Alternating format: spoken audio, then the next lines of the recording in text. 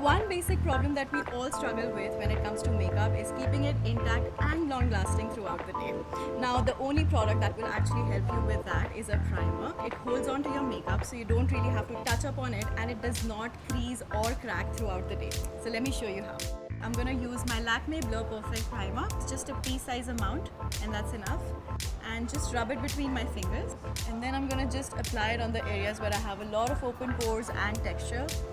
And while you're doing this, make sure you don't overdo with the massage technique, because that'll just ruin the protective layer that you're trying to put on your skin.